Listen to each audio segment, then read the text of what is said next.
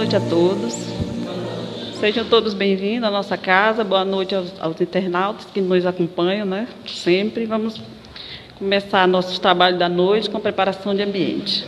Com o livro Paz Todo Dia, de Lorival Lopes. Mensagem número 223. Agradeça por ser quem você é. Diga com fé: obrigado, Deus, por estar aqui, por ser o que sou, por ter sido criado por ti. Não pense em circunstâncias desanimadoras, para não quebrar a paz. Sinta-se importante, acima de tudo, a sua existência. Expresse o seu amor e a felicidade em grau sempre crescente. E acredite no futuro de incontáveis realizações. Isso não é apenas uma ilusão, é real. Você tem a si mesmo, que é o maior de todos os tesouros. Sentir-se feliz consigo mesmo é uma linda forma de agradecer ao Criador. Bem, depois de uma mensagem dessa, não tem nem o que falar, né? Porque foi praticamente uma oração. É só agradecer mesmo a Deus e saber, né, ter consciência que nós somos o quê? A maior criação de Deus, né? Que Deus está dentro da gente e sempre agradecer. É isso que eu tento passar para vocês e agora vamos passar para a prece.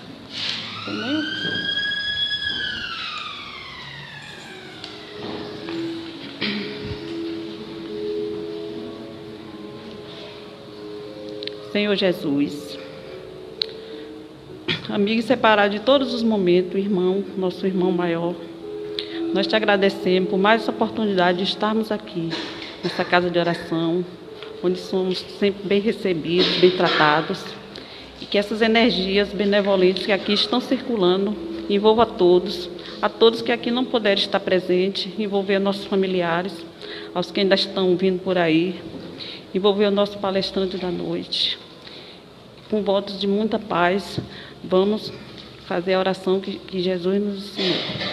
Pai nosso que estás nos céus, santificado seja o vosso nome.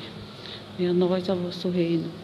Seja feita a vossa vontade, assim na terra como no céu. O nosso de cada dia nos dai hoje. Venha a nós o vosso reino. Seja feito, que assim seja, Jesus. Nos dê muita paz, tranquilidade. Muita paz.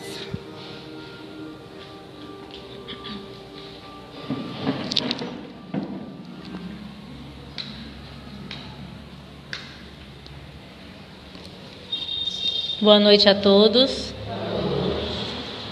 Agradecemos a presença de todos. Agradecemos também, nesse momento, aos internautas que nos acompanham ao vivo pelo Facebook e, posteriormente, pelo YouTube.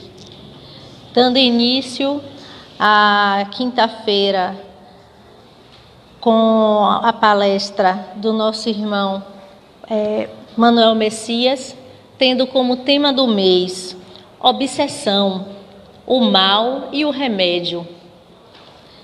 Nós temos aproximadamente 50 minutos de palestras.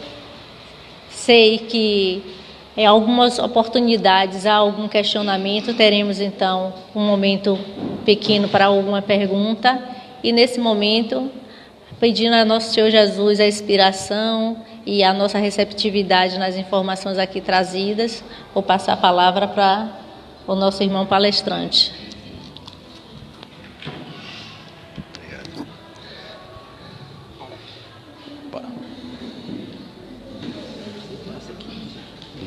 Tá, ok. Amigos, boa noite a todos. A gente vem correndo aí, né, por essas estradas, que esse horário sempre está carregado, e eu fico com inveja de André Luiz, né, que usava o aeróbus, né, no mundo espiritual, que era muito mais eficiente, né, equivaleria a um helicóptero para a gente aqui. Um dia a gente vai conseguir comprar aeróbus e andar mais rápido, né, por cima e chegar no horário sem estresse. Mas o tema obsessão e consequentemente a desobsessão, que é o tratamento, né, que é a busca do reequilíbrio, a obsessão é, em síntese, uma fase, um período, né, um estágio de desequilíbrio emocional, energético, desequilíbrio que pode atingir o biológico, o orgânico, enfim. E que o próprio Allan Kardec tratou bem da questão num capítulo específico no Livro dos Médiuns, né? E a obsessão e a desobsessão para eles foram temas importantes, relevantes, porque havia muitas situações relatadas ou vividas, né, por ele, relatadas em jornais, na imprensa, etc., de pessoas com perturbações espirituais diversas, confundidas muitas com loucura, muitas pessoas internadas em manicômios, porque não se tinha uma consciência, uma noção da possibilidade do tratamento, né, pela vertente, pelo ferramental espírita, pela abordagem espírita. E, embora ocorresse naquela época, ainda ocorre hoje, de muita gente ser internada, sofrer tratamento medicamentoso, etc., ou tratamentos psiquiátricos fortes, quando muitos processos, muitos problemas são de ordem da obsessão, da influência espiritual, que tem um certo propósito da parte do espírito influenciador de gerar a queda, a desarmonia, o desarranjo no sentido moral, ou no sentido biológico, ou no sentido psicológico da pessoa, né? O capítulo que Kardec trata do assunto, ele fala da fascinação, da obsessão simples e da subjugação. Ele preferiu subjugação à palavra possessão, porque possessão, embora muito comum na Igreja Católica ou outras igrejas, dava a ideia de posse do espírito em relação ao corpo do sujeito e a não devolução, né? É como se o espírito se apossasse do corpo do sujeito e tomasse conta permanentemente, plenamente. Kardec não concordava com isso, nem nós concordamos, claro, porque o espírito que está ligado àquele corpo tem toda uma afinidade, toda uma elaboração sofisticada para estar influenciando sobre aquele corpo, desde a fecundação, né, até o desenvolvimento do embrião, a criança, o jovem, o adulto. Não tem muito sentido imaginar que um espírito venha, tire o espírito que está ligado àquele corpo desde o nascedouro e substitua ali a posição no corpo. A influência espiritual mais forte, que é a chamada subjugação, existe, sem dúvida, mas ela é contornável, ela é passageira, tem-se solução para ela. Na fascinação, o Kardec lembra que os espíritos nos sugerem intuitivamente, nos sugerem no sono ideias, nos sugerem reações, nos sugerem comportamentos que nós muitas vezes, achando que estamos assim abafando e que é maravilhoso aquele comportamento diferenciado, excêntrico, o sujeito embarca naquele comportamento sem perceber que ele é vexatório, ele é ridículo muitas vezes, ele é passível de um questionamento. É um excesso na bebida, é um excesso no sorrir, é um excesso na sexualidade muitas vezes, é um excesso na visão do trabalho. Ele está fascinado por trabalho, fascinado por bebida, fascinado pela posição social, enfim. O indivíduo não percebe que não está dosando bem a vida, exagera. Mesmo aconselhado, normalmente o fascinado não ouve os conselhos, ele continua repetindo o que está fazendo. Até que isso pode avançar para a obsessão simples, onde os espíritos passam a ter um conhecimento melhor do sujeito que está sendo perturbado e passa ali a gerar uma tendência de um prejuízo moral mais forte, mais acentuado, levá-lo a comportamentos que podem comprometer moralmente, comprometer diante da lei, muitas vezes, né? Ou uma influência biológica que lhe possa trazer doenças, problemas muitas vezes de ordem gástrica ou diarreica, dor de cabeça lancinantes, problemas de coluna muito fortes. São influências biológicas possíveis do mundo espiritual sobre o sujeito, ou ainda um condicionamento absurdo para a bebida ou para o álcool, né, ou para a sexualidade, sem controle. Então, quando se avança para a obsessão simples, já há aí mais complexidades, mas o tratamento ainda é viável. E na subjugação, a proposta dos espíritos é sistematicamente Às vezes não é um espírito só, às vezes é um grupo. Sistematicamente levar o sujeito a uma derrocada moral ou social ou biológica, né? Levar-lhe, quem sabe, ao suicídio, levar-lhe, quem sabe, a um vexame social grave, que ele possa vir a ser judicializado, culpado. Às vezes o indivíduo está no estado de perturbação tamanha que ele vê sombras de repente no fundo do quintal ou num outro local, e ele atira, e pode ser o filho, a filha, a esposa. Eu conheço casos assim. O indivíduo está tão perturbado que ele não tem distinção clara de quem está naquele momento ali, e muitas vezes vai para a cadeia ou vai viver um tormento na vida social por um estado de perturbação tal que ele já não tem o equilíbrio sequer da visão, do discernimento, né? Brigas muitas vezes, separações muito comuns entre casais, fruto do estímulo dos espíritos que, achando-se motivados, eles, os desencarnados, para agredir o encarnado, tentam a toda maneira tirar deles, né, o equilíbrio, a paz social, a paz biológica, levando-lhes muitas vezes a estado de grande perturbação. Então nós vamos passar uns slides e tentar mostrar aqui alguns deles, né? Aí a imagem só para a gente se situar em relação ao contexto, né? Bom, o assunto é vasto, como vasto é esse lago aí, né, profundo, mas a obsessão é isso mesmo, é um assunto vasto, cheio de conteúdos, né, cheio de contornos, mas belo. Você trabalhar com a mediunidade como um todo, você aprende muito a se situar na vida de relação humana, tá? Lidar com os espíritos desencarnados é aprender a lidar com os espíritos encarnados também. Então vamos lá. Aqui, essa imagem é só para a gente reforçar algo que eu gosto de falar, que eu preciso sempre falar isso. Aqui é um grande bloco de gelo, enorme bloco de gelo, é uma montanha, né? É uma montanha de gelo maravilhosa. 10% do peso, 10% do peso de toda essa montanha aqui está fora da água e 90% dentro d'água. Então, para mim, eu preciso saber sempre que o que eu penso que já sei são os 10% que estão aqui fora. O que eu penso que já sei. Mas o que eu sei que eu não sei são os 90% aqui dentro, tá? Serve só para mim, para vocês não, viu? E aqui a gente fica olhando a vida e a surpresa, né, dessa senhora que é uma russa, que ao andar perto de talheres, seja de prata, seja de estanho, seja de latão, o que for, ela atrai para ela sem ela querer, ela simplesmente atrai. Como esse garotinho também aqui em Alagoas faz a mesma coisa, né? Ele coloca aqui na frente da televisão, não sabe por quê, a faca de prata fica, o garfo lá, se for de estanho, fica, e fica difícil ter explicação fácil para isso. Não tem explicação fácil para isso. Então é para nós percebermos que a gente pensa que já sabe tudo. Não, a gente sabe muito. Tudo não. Há muito ainda a ser pesquisado, não é?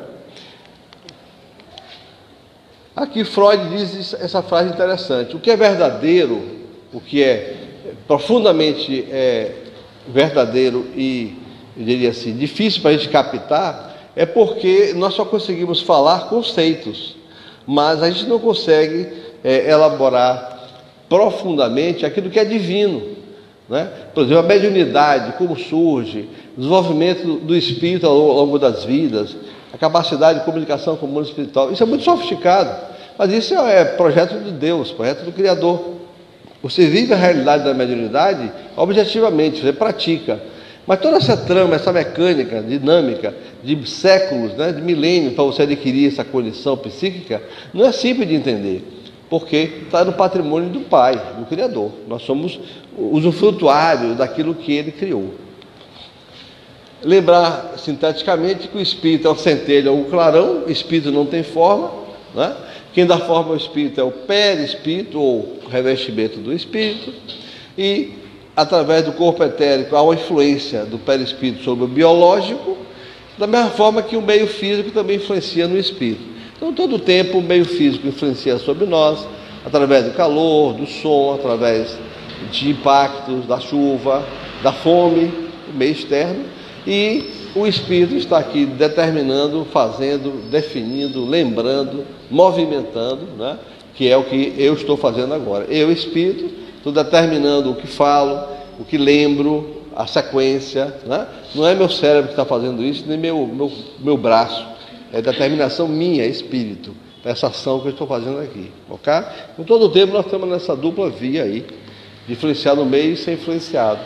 Então, para sintetizar essa questão de perispírito, que a gente já falou aqui, ó, encarnado, encarnada, 18 anos, estou noivando. No meio aparece um garoto. Quando ele tinha 14 anos, ele era o namorado dela. Desencarna no acidente, com essa mesma bermudinha que está aí.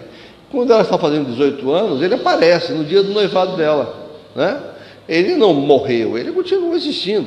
E a aparência dele, você nota, é mais jovem do que dos outros dois. Ele está congelado nos 14 anos, porque ele desencarnou, né?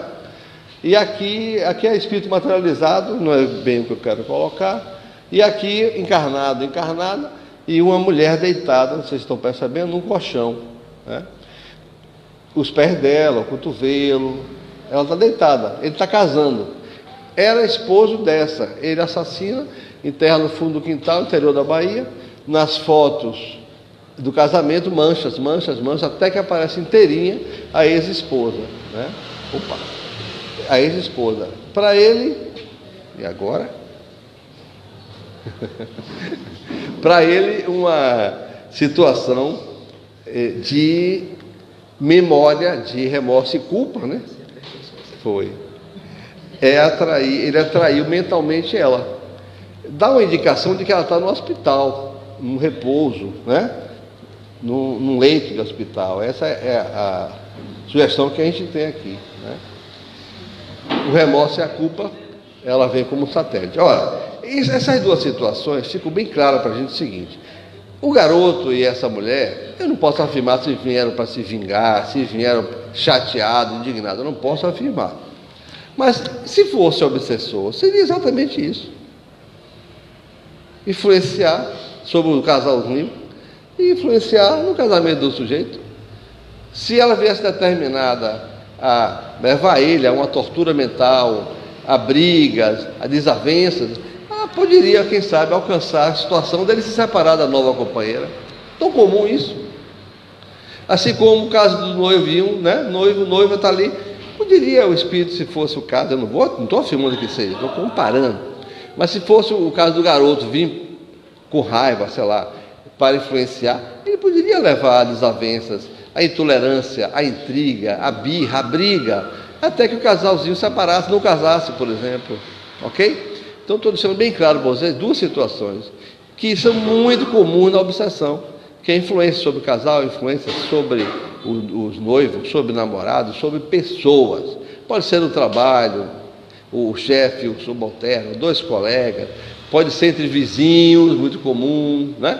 E essa influência pode ser leve, mas pode ser também densa, ou seja, o espírito se determinar mesmo numa batalha, numa campanha, a gerar uma situação de separação, de vexame moral, de intriga, e muitas vezes essa intriga leva a brigas, às vezes leva a homicídios. Infelizmente essa é a verdade, né? Então, ficar atento, porque nós ouvimos de Kardec uma frase muito interessante, que ele ouviu dos espíritos. Os espíritos disseram para ele: os espíritos influenciam em vossas vidas, de ordinário, muito mais do que suponde. Influencia em vossas vidas muito mais do que suponde. De ordinário, em quase todos os vossos atos, os espíritos estão a influenciar. Essa é a frase que está no livro dos espíritos. E ela é significativa, que mostra que a possibilidade de influência dos espíritos é plena. Agora, claro, que sintoniza o rock pesado, agitado, né, perturbador, ou, nada contra o rock, pelo amor de Deus, mas aquela música que é estridente, de uma música harmônica suave, de uma melodia suave, quem escolhe somos nós. Então, a mente vai fazer suas escolhas. E de acordo com as escolhas da mente, são as escolhas do comportamento, são as escolhas da ambiência, são as escolhas dos hábitos, as escolhas do lugar que frequenta, das pessoas que são amigas. Você começa a criar uma ambiência de harmonia. Ok? Enquanto aquele que escolhe a desarmonia, pode ser a desarmonia nas amizades, no ambiente que frequenta, a desarmonia na forma de reagir ao mundo, com agressividade, violência, enfim, são escolhas pessoais, tá bom? Então, os espíritos influenciam, sim, porque nós temos a casa mental aberta, deixamos a porta aberta. Aí eles encontram o campo e a entrada livre, ok? Passar aqui, vou passar aqui. A mente é um patrimônio interessante para ser lembrado, porque o desencarnado que está aqui querendo perturbar a vida do sujeito que está encarnado, ele pensa, ele lembra, ele tem mente, ele tem memória. A memória não está no cérebro. O cérebro ficou debaixo da terra quando o sujeito morreu. O osso está lá, você vai achar o esqueleto, mas a matéria do cérebro acabou. Então a memória que um dia você acha que só o cérebro guardava, quando ele se transforma na desencarnação, você não acha mais nada, só o esqueleto. Então, mas o espírito se comunica com memória, com sentimento, com raiva, com amor, com saudade, com afeto. E onde é que está esse sentimento do espírito? Onde é que está a ética do espírito? Está no osso, no nervo, no cérebro? Não, está no patrimônio da mente. E a mente continua existindo mesmo sem o corpo biológico, né? Os espíritos que estão aqui pensam como nós pensamos, têm mente como nós temos. Nós temos corpo biológico, ele não tem mais, mas ele tem um corpo espiritual e nós também temos. Então as afinidades são diversas. A única coisa que distingue é que nós temos o corpo biológico, ele já não tem, mas ele influencia facilmente através do perispírito, através da mente, porque ele pensa, deseja, nos quer bem ou não, né? Então tudo isso é possível e muito fácil de compreender. Um autor muito interessante é o Penfield, é um neurocirurgião, né? E ele criou uma condição de um livro muito interessante. Ele compara a mente ao programador. Ele não era espírita, nem espiritualista, era um cientista. A mente é o programador, ele bem sabe o que é. O cérebro é o computador, ele também sabe o que é. O computador, ele diz assim, quem é mais inteligente? É o programador, que pega o computador e programa as várias rotinas, várias soluções, ou é o computador que só obedece? O mais inteligente é o programador. Aí ele pergunta no livro, né? O programador só pode programar um computador? Não, ele pode programar 1000. Ou seja, ele diz, se o programador é superior ao computador, é porque a mente é superior ao cérebro. E se o programador pode programar outros computadores, é porque se houver a reencarnação, a hipótese que ele levanta, vários corpos, o programador, que é a mente, pode habitar vários corpos, programando ou influenciando em vários corpos diferentes, várias vidas, né? Então, de um livro científico, no final tem uma série de conclusões filosóficas, uma delas é essa.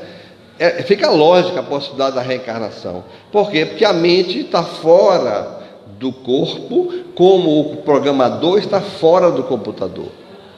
E se o programador está fora do computador e pode programar várias máquinas, ele poderá habitar vários corpos. É uma analogia muito interessante desse grande cientista canadense, Penfield. Vou passar por causa do tempo, tá? O espírito sobrevive à morte do corpo, isso é uma coisa básica, conserva suas características, conserva sua vontade e seu sentimento. Essa conservação de vontade e sentimento é o que faz com que alguns espíritos queiram influenciar sobre o encarnado, ou com amor ou com raiva, ou induzindo ao afeto, ao equilíbrio, à saúde, ou intuindo para o progresso, para o bem, ou tentando induzir para o mal, para a perturbação, para o desequilíbrio, para as viciações. Então, o sentimento que os espíritos levam daqui em relação às pessoas que ficam, faz com que muitos deles, não compreendendo a lei do amor, queiram voltar para perturbar, limitar, restringir a vida do encarnado, né? É uma ignorância em relação à lei do amor. Mas um dia ele vai despertar e vai compreender que o que ele está fazendo não vai render paz para ele, não rende, né? Se não rende paz para o encarnado, também não rende para o desencarnado. É um desconhecimento, né, dos efeitos do mal.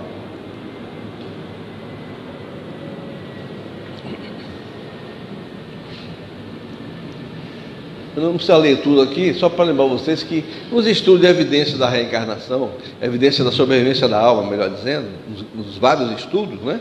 Tem mais de 12 fontes de estudo, etc. Uma delas se baseia nos casos de possessão, ou, isso é de livros, né, que falam possessão, mas Kardec preferiu o quê? A obsessão.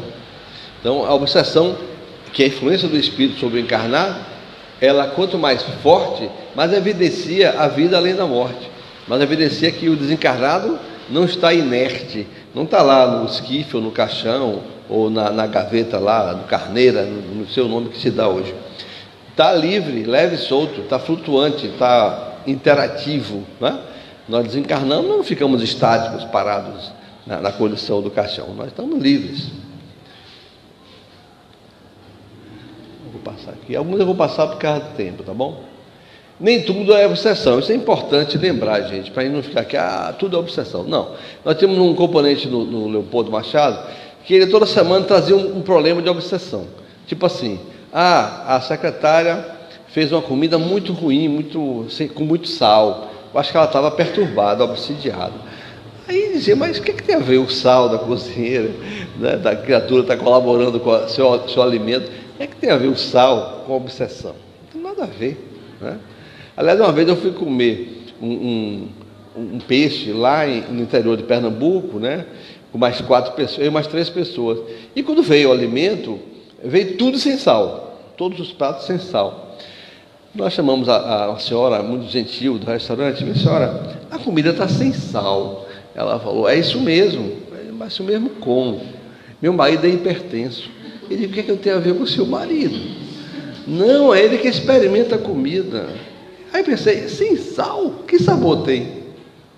Nenhum. Mas ele experimentava, sem sal. E nós tínhamos que comer o experimento dele. Ele estava, então me dê o sal, por favor. Aí comemos, dosamos o sal na hora.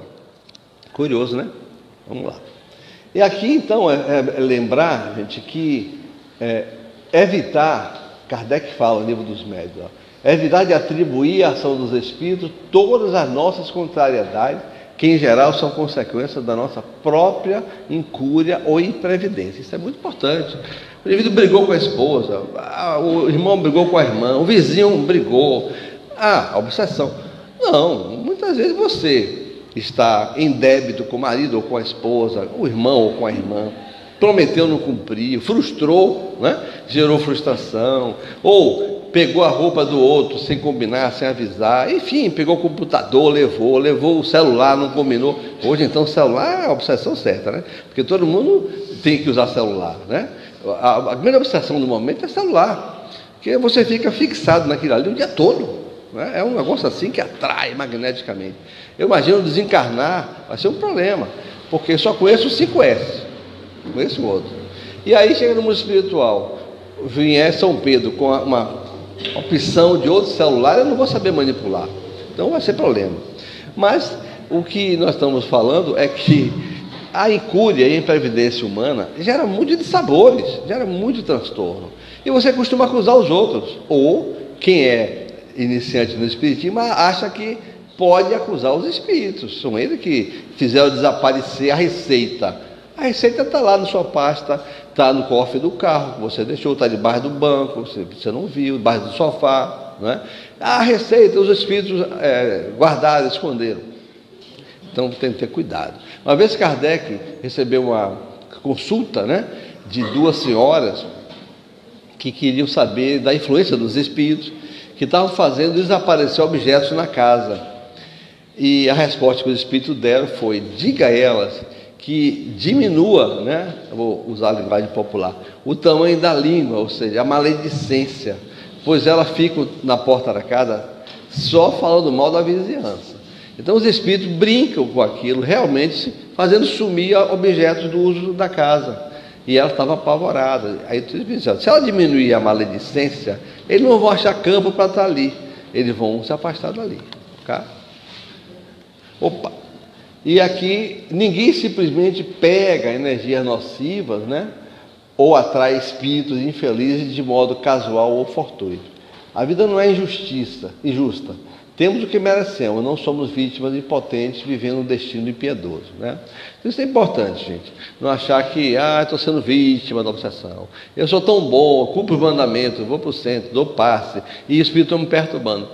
Às vezes você está com uma vida com alguma necessidade de reorientação, né? De revisão, de valor, de conceito, de companhia, de escolha, e você não faz. E aí o processo recrudesce, piora, você acha que é influência. Tem que mudar internamente também. Tem que raciocinar se é válido continuar insistindo, às vezes, no relacionamento afetivo doentio, perturbador, se não é mais conveniente uma relação mais serena, separados, né, mais justa, sem agressividade, do que juntos e nas turras, quase no limiar da agressão, da violência, da impaciência permanente. Ah, espírito. Não, são os espíritos, os encarnados que estão precisando rever conceitos, né? E não acusar os desencarnados que estão ali em torno. Fica muito fácil, né? Amai-vos e instruí-vos, orai e vigiai são propostas abertas, fora do tempo e práticas e realistas. Essa frase é fantástica, né? Amai-vos e instruí-vos, Kardec, né? E a outra, orai e vigiai. É preciso, sim, ter essa consciência de que nós precisamos manter uma estrutura de proteção que não precisa ser neurótica, é uma estrutura de proteção prática, leve. Orar. Está no sufoco, está na angústia, ora, a intuição vem, a inspiração vem. É só ter a paciência e condicionar-se a isso. Tem que fazer isso, né? Eu lembro uma vez que eu vinha falar aqui a primeira vez, eu não tinha um endereço. E eu tentei contato, não consegui, muitas tarefas no dia. Eu vim direto e disse, olha, falei para os espíritos, eu quero fazer a palestra, eu quero cumprir o compromisso, mas eu não sei onde é especificamente, eu sei que é fim de linha de São Caetano, mas é amplo, né? Quando eu vim, eu orei e disse assim, meus amigos, eu estou indo na direção, agora o detalhe vocês vão ter que me dar. Vocês vão ter que me dizer para que é que eu vou ligar, que saiba o endereço. Por quê?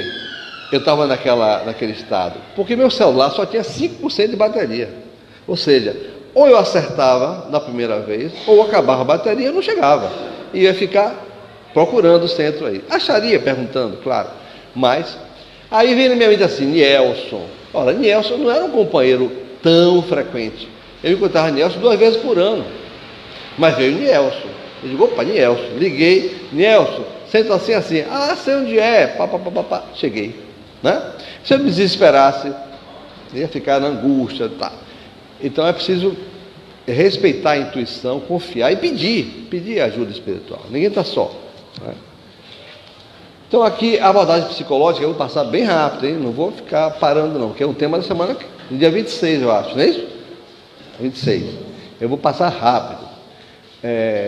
Toque, transtorno obsessivo compulsivo, pode ser influências espirituais? Pode ser automatismo perispiritual? Pode. Vocês vão ver isso com mais detalhe no dia 26. O pânico, geralmente associado à obsessão, pode também estar associado à abertura do inconsciente, né? São fenômenos psicológicos, ocorrem. A síndrome de comportamento associado a disfunções. A pessoa se olha no espelho e se acha muito magro ou assim, assado, e na verdade não é isso. É a autoimagem dela que está deformada, né? Isso gera pânico, gera falta de sono, um monte de problema social. Transtorno de personalidade, antissociais, histriônica, pessoa muito agitada, muito animada demais, ansiosa, perfeccionista. Tudo isso é psicologia. São aspectos do comportamento psicológico. Não tem nada a ver com obsessão obrigatoriamente, tá? Indivíduo com transtorno de hábitos e impulsos, jogo patológico, piromania, mania de tocar fogo e tudo, roubo patológico, tricotilomia, uma série de possibilidades, né? Como as pessoas que iam no mercado, pegavam um sapato para experimentar, botavam no pé, olhava, ficava, pegava o usado, botava na caixinha e deixava lá, né? E aí nós chegávamos no caixa, o vexame, que a câmera filmou, senhora, só tem que pagar o sapato. Qual sapato? A senhora está no pé, o sapato é da loja. Como embaixo ainda tinha etiqueta, ela não escapava, né? E aqui. Isso acontece, viu, gente? E aí é cleptomania. A obsessão? Não, são transtornos psicológicos, não tem a ver com obsessão, não.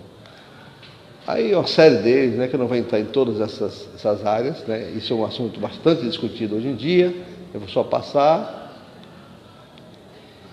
Transtorno de desenvolvimento psicológico, transtorno da fala, autismo, né? A criancinha vive no mundinho dela, numa redoma. Já tratamos autismo no Leopoldo Machado, fobia, perturbação do sono.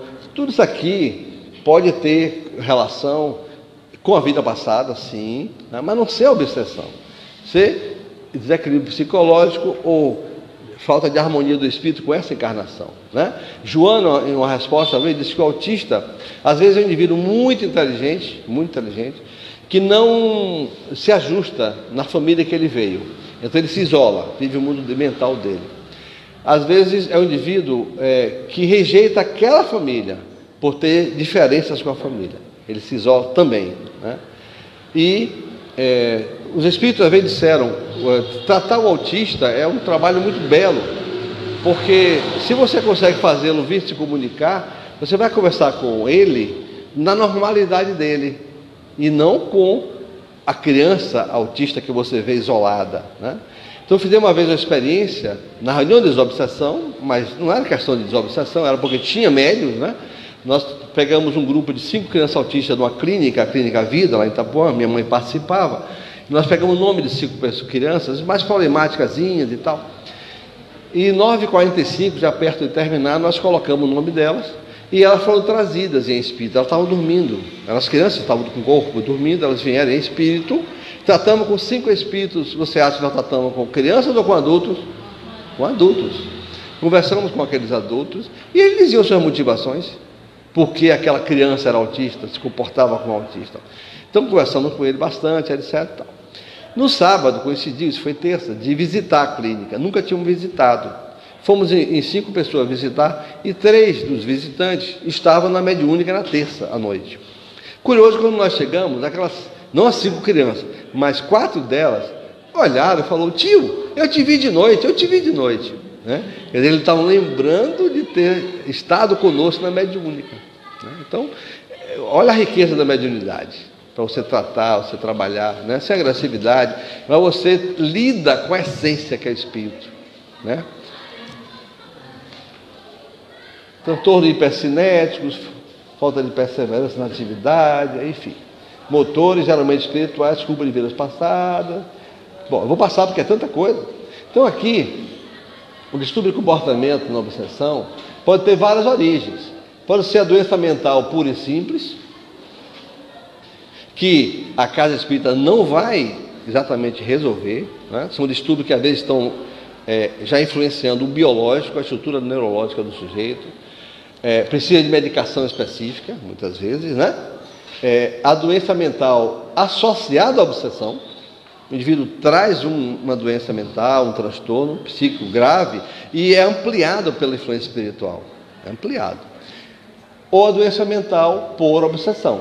Entidade espiritual obsessora pode influenciar. Auto-obsessão, gerada por problema psicológico dessa encarnação ou problema de outra encarnação. Auto-obsessão. Processo obsessivo originado em reencarnações anteriores. Isso está no livro de Alberto Lira, Psiquiatria Espírita. É um material muito interessante, mostrando que não se pode dizer tudo é obsessão. Não, você tem uma doença mental. Eu tenho um exemplo prático de estar no Leopoldo Machado na terça-feira, chegar para orientar a desobsessão. Tinha uma segunda à noite, tinha um socorro espiritual. Segunda à noite tinha desobsessão. Segunda à tarde tinha desobsessão novamente. E terça à tarde e terça à noite também desobsessão. 3 desobsessões seguidas. Segunda à noite, terça à tarde, terça à noite. Na segunda à noite, um casal trouxe, um senhor, né? Trouxe uma jovem senhorinha com problema de distúrbio, falando e desequilibrado e tal. E tentaram tratar na segunda de noite, achando que ia resolver. Não resolveu, ela ficou logorreica, falando pra caramba, irritada, agitada. Aí na terça à tarde ele voltou a trazê-la, tratou ela, os obsessores vieram, tratou-se. Quando chegou na terça noite, ela continuava lá, falando continuadamente, como esteve à tarde, alimentou pela noite. Quando eu cheguei, me procuraram, tem um caso aí que desde ontem a gente trata e continua igual. Eu pensei logo, então não é obsessão. Porque uma casa espírita que tem estrutura, gente, e tem o suporte do mundo espiritual, um processo obsessivo, com 2 tratamentos, já tem uma atenuação, já tem uma solução, porque a agregação de espíritos naquele campo é atenuada, aliviada, com a retirada dos espíritos adormecidos, diminui a influência. E a criatura falava dele a segunda de noite. Na minha mente veio claro, não é, a obsessão não vai resolver aqui. Eu botei ela no carro, arranjei um substituto para a reunião, botei no carro com mais 2 pessoas e fomos levar ela para o hospital psiquiátrico. Levei para era perto, levamos para o Engenho Velho e lá ficamos, 8h30 chegamos, 8h20. Olha, essa senhora tomou 2 injeções, entre aspas, cavalares, que faria dormir na primeira e não dormiu. Ela não parou de se agitar e falar. Tomou a segunda injeção, não dormiu. Os médicos já não entendiam o que era aquilo. Sabe que hora essa mulher foi dormir? 1h30 da manhã. E a gente lá acompanhando. Eu pensei, imagina se eu fosse levar para o centro. Era mais uma tentativa em vão. Ou seja, tem que saber separar. É problema mental, psiquiátrico grave? Vai para o tratamento específico. Você pode ajudar com o tratamento em paralelo? Pode. Você pode fazer a desobsessão em paralelo para ajudar? Claro. Se tem influência espiritual, se é o caso 2, você vai resolver a influência dos espíritos. Mas a questão que envolve mente deformada, com problema, trauma do passado, que envolve já deformações químicas do cérebro, tem que tratar adequadamente. Tá? Não podemos desprezar a medicina, porque há muita solução na casa espírita, mas não há todas as soluções, ok?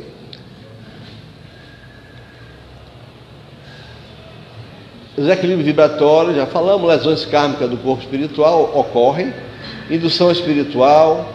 Indução espiritual não tem a mesma força da obsessão. Você pode ser um exemplo prático, vamos trabalhar com o exemplo.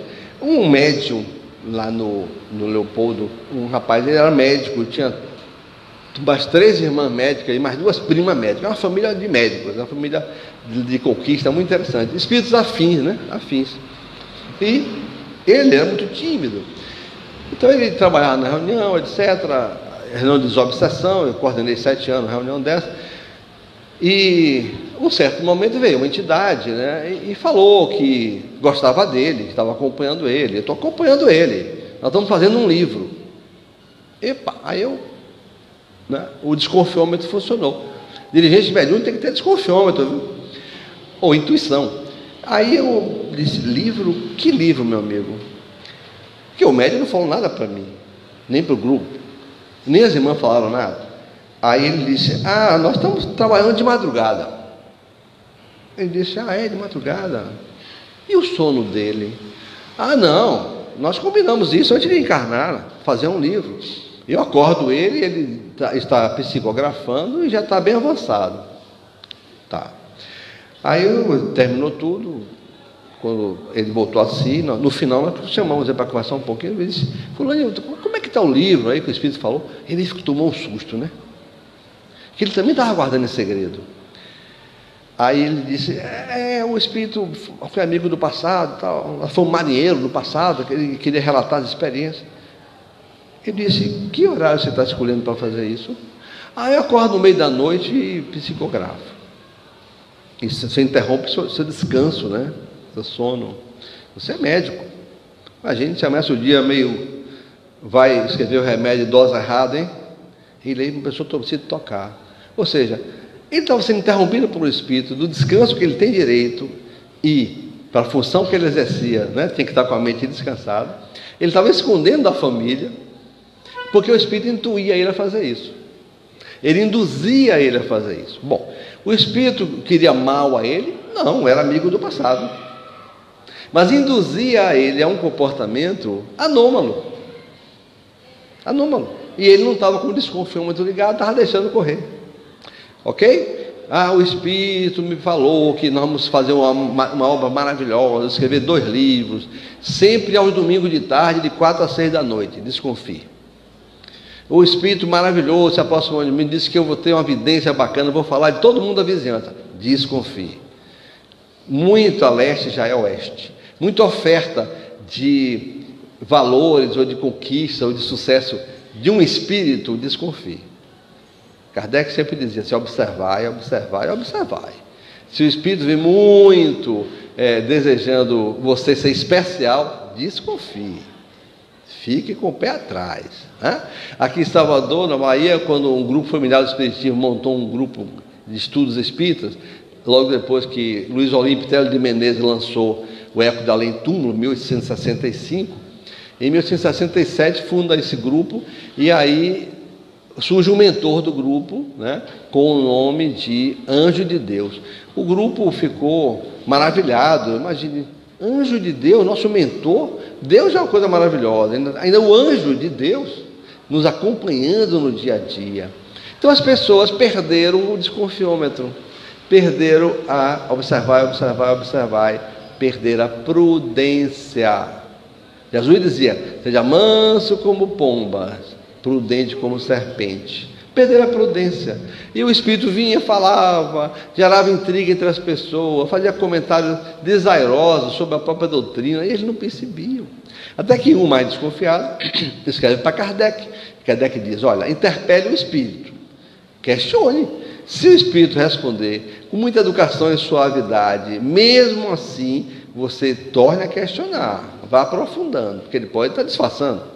Agora, se ele de imediato reagir, se sentindo afrontado, é porque nada de mentor ele tem.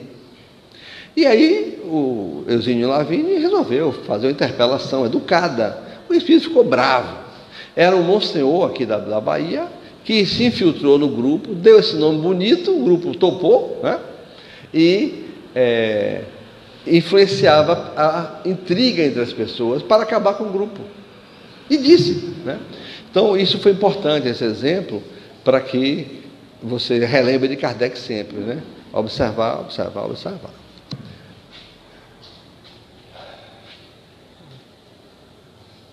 Essa sintonia, esses sintomas são frequentes, né? Irritabilidade, ódio, desejo de ações anestesiantes, inspirações ridículas. Uma amiga, ela tinha uma inspiração de ir ela aposentou, então ela disse: eu vou agora ocupar meu tempo com meditação, eu vou para o Jardim de Alá. Aí para o Jardim de Alá de manhã, tinha tempo, ficava lá meditando. Aí dizia ela que estava respirando prana, ouvindo música de Yogananda, uma maravilha, perfeito. Aí entrava 11h30, meio-dia e meia, ela não tinha fome, porque ela estava respirando energia vital, prana, beleza, ela não comia. Então quando ela voltava para casa, era 2h30, 3h, fazia um lanchinho e tal. Por um certo dia desmaiou. Aí a família levou para o médico: o que é que está vendo? A senhora está anêmica. Eu? Anêmica? Não, eu como muito bem, eu tomo café muito bem, eu janto muito bem. Ele disse: pois é, mas a senhora está anêmica. A senhora está almoçando? Ah, isso não. Eu estou respirando prana, energia vital da praia. O médico disse: isso não alimenta, isso não tem proteína, sais minerais. Trate de almoçar. Entenderam, gente? Fascinação maravilhosa. Falta de bom senso também, né? Então tem que ter esse cuidado com tudo. E a aceitação do fenômeno obsessivo somente se faz possível quando há sintonia entre o agente da perturbação e o paciente, em decorrência da consciência de culpa do indivíduo gerador do transtorno. Isso aqui é Joana de Ângeles. Então, quando você consegue na mediúnica que o espírito tome consciência de que ele não é santo e não encarnado é santo, todos os dois têm responsabilidade do passado mal resolvidas, ele passa a perceber que só ele ter razão não é certo. Ele precisa ter a compreensão da parcela de participação dela no problema dos dois, né? Não há um problema se os dois não participarem. Então nós vamos já mostrar. O vampirismo é um caso mais grave, né, de influência espiritual. A loucura obsessional ocorre, influência espiritual sobre o comportamento do indivíduo, levando ele à loucura, ocorre. A obsessão em criminologia, suicídios, infelizmente ocorre. A onírica, durante o sono, coletiva, Kardec estudou vários casos na Revista Espírita. A obsessão em crianças, autoobsessão. Aqui a obsessão coletiva, você pode ver aqueles casos de Jim Jones e outros, né, que eram suicídio de 200 pessoas simultaneamente, e todos concordavam em suicidar-se. Então, obsessão coletiva. O grupo todo estava dominado por forças perturbadoras, né? A obsessão em crianças e a auto-obsessão. Em crianças tem obsessão? Tem, sim. Tem influência. Nós já tratamos criança que vinha com 2 dias sem micção. Tratamos ela, botamos no grupo para ser espírito doutrinado, etc. E veio um espírito revoltado que nós estávamos ajudando ela. E ele dizia o seguinte, que na vida passada ele tinha uma filha, e fora um pai que tinha uma filha, que fora violentada por esse espírito que agora era criança.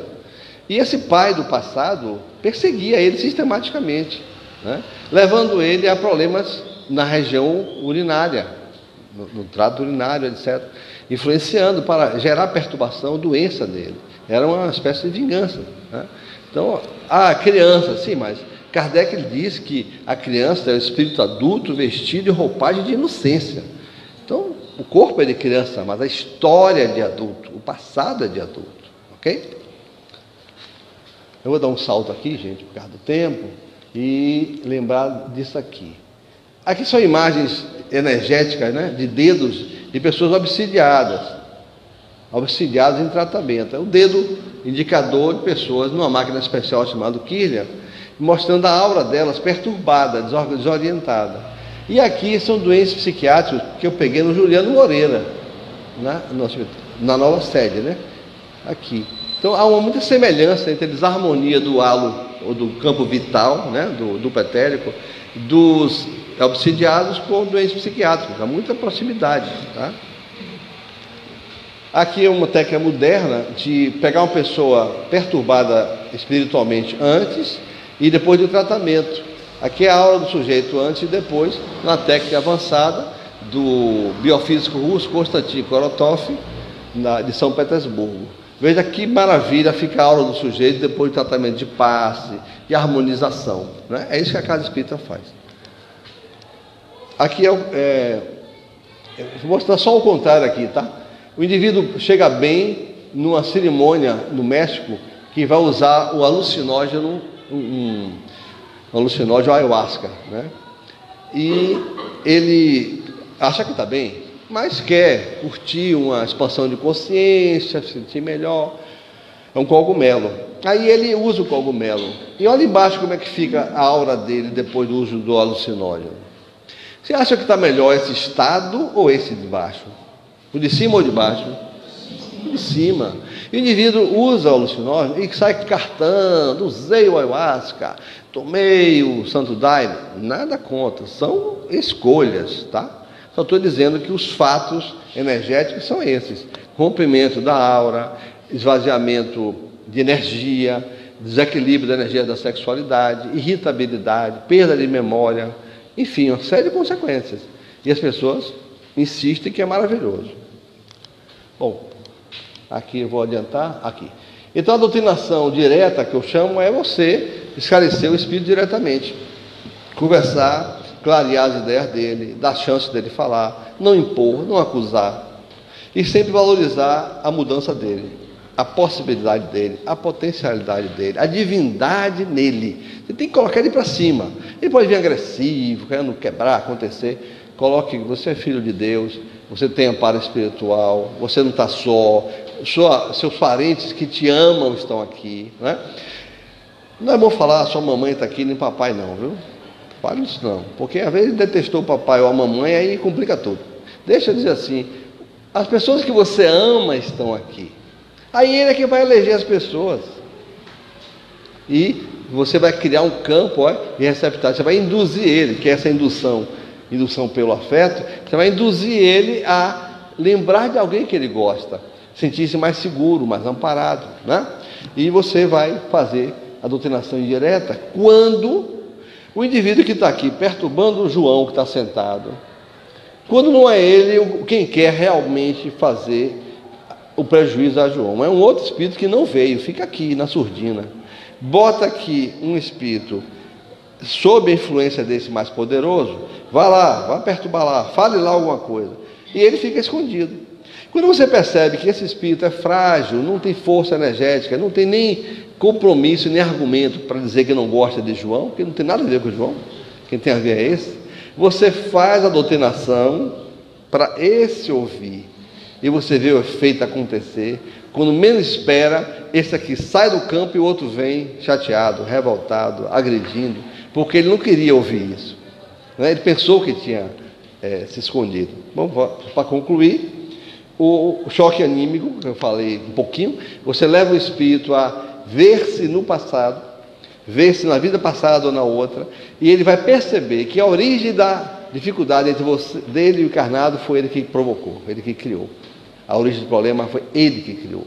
Aí quando ele percebe isso, há muitas reações interessantes de lágrima, de choro, até de desculpa, porque ele está querendo massacrar o indivíduo que já sofreu na mão dele. Ele não reconhecia, ele só reconhece quando ele se vê no passado pelo choque anímico, ok? Aí repeti 2 vezes, desculpe aí.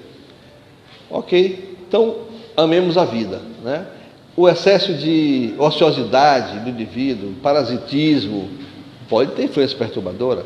Coloca o indivíduo para se movimentar, fazer esporte, sentir-se útil, né? Excesso da bebida, agressividade.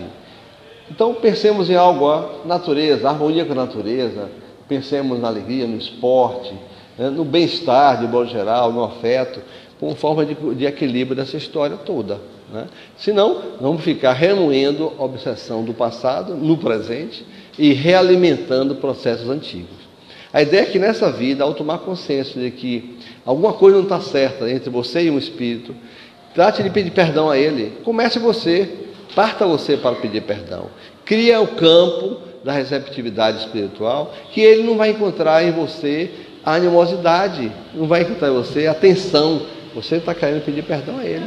Ele pode não estar querendo agora, mas você está pedindo. Divaldo disse, faça a sua parte, peça seu perdão, perdoe de fato. Se ele não está no momento de perdoar, é uma questão dele. O tempo vai mostrar para ele que você já modificou. E é a sua mudança que reflete nele, fazendo ele mudar também. Então a Casa Espírita tem um manancial de trabalho aí com as obsessões há muito tempo, né? E trazendo milhares de recuperações de pessoas que levam de vida a uma recuperação com a família, recuperação social, recuperação do trabalho muitas vezes, talvez está afastado do trabalho por influência espiritual. E podemos transformar tudo isso, né, numa grande lição da vida. O amor é quem constrói, supera, reorganiza, né, as relações entre as pessoas, seja encarnadas ou encarnada e desencarnada. Paz para todos.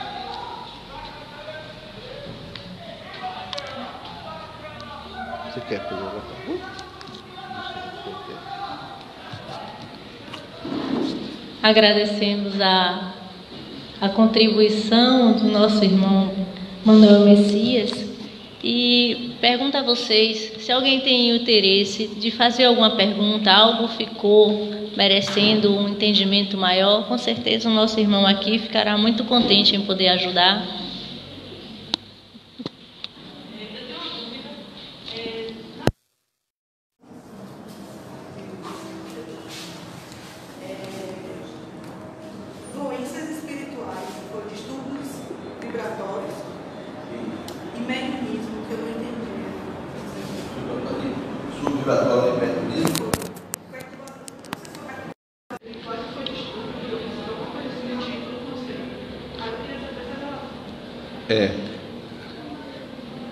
Não sei se a palavra mediunismo estava ali, não, mas você tem o animismo, por exemplo, né, que é um distúrbio, eu vou chamar de espiritual, à medida que o indivíduo exterioriza falas como se ele fosse um espírito outro, né, porque nós somos espírito, como fosse um outro espírito falando através dele, e confunde, às vezes, o doutrinador, achando que é um outro espírito e é o próprio médium que está ali falando. O animismo não é um processo a ser rejeitado, não é um processo a ser encarado como mistificação, porque não é mistificação. O animismo é uma necessidade do indivíduo de falar seus dramas internos no grupo, em confiança ao grupo, inconscientemente. Ele não tem noção que está falando os seus problemas internos, seus traumas, suas angústias, tá? Então o animismo é uma demonstração de confiança no grupo, que o indivíduo pedindo socorro demonstra. Ele demonstra confiança no grupo, por isso que ele fala. E doenças de ordem, doenças espirituais, são comportamentos que todos nós podemos ter, né, das vidas passadas, de forma de proceder, de raciocinar. Está muito associado a traumas passados, muito associado a complexos que estão ali enraizados de várias vidas. Pode ser do comportamento, muitas vezes, egoísta, pode ser uma doença que envolva a ganância excessiva, pode ser um comportamento que envolva a disfarçatez, a falta de lealdade. Isso é muito comum na sociedade. E são doenças de caráter. Como caráter do espírito, essas doenças tem, né, a origem no comportamento do espírito na vida passada. E volta nessa vida, muitas vezes, a ser demonstrado, a ser praticado, porque depende do meio, depende do estímulo que ele tem, e ele demorou de corrigir, ele volta a praticar os equívocos do passado. Então, viver é permanentemente reeducar, rever conceitos, rever as animosidades, a intempestividade dos comportamentos, né? Para que a gente vá se moderando e modelando harmonicamente, mas sem cair em situações de neuroses, tá? Nem de cobranças excessivas, porque a natureza não dá saltos. O Espiritismo não prevê as pessoas virarem santos porque leram os 5 livros de Kardec, tá? Então é um processo lento de amadurecimento, mas permanentemente você valorizar o que mudou e voltar a praticar a mudança, e não o passado, né? O passado já foi uma experiência. Espero ter te ajudado. Ok, gente, obrigado pela paciência. Somos nós que te agradecemos. Só um segundinho. Tem um exemplo interessante, você falou algo muito valiosíssimo, né? Que é o trabalho, a laborterapia. Tinha uma senhora que chegou no Leopoldo, uma certa noite, com o marido, a filha, aflitos. Ela tinha 4 dias praticamente sem dormir, cabelo desgrenhado, ela estava muito mal, e falando sozinha e tal. Nós tratamos ela, etc., e depois de uns 2, 3 semanas, em média, com 4 semanas, a gente dava alta nas pessoas, em média, 4 semanas, e lá para a 3ª, 4ª semana, ela teve alta, né? Ela voltou à normalidade, já chegou toda arrumada, é uma pessoa muito simpática. E resumo, essas 4 semanas de assistência, né? Nós convivemos com ela durante 28 anos. Nunca mais ela teve problema de obsessão. Nunca mais. Por quê? Ela resolveu trabalhar, se engajou nos trabalhos da casa e jamais voltou àquele estado. O marido ficava se perguntando, o que é que houve lá atrás? E lá atrás ela não estava focado no trabalho do Cristo. Agora ela está. Ela tem um lastro, tem um apoio, né? Foi um exemplo muito forte para a gente. Muito bem, muito bem. Dessa forma, nós também chamamos a todos para que sejam, como foi dito aqui, trabalhadores, colaboradores e divulgadores. Não é isso? Precisamos divulgar as boas novas. Sem mais delongas, vamos passar agora para a próxima etapa, que são os passes, pedindo ao nosso irmão Messias para a prece de preparação e convidamos os nossos irmãos passistas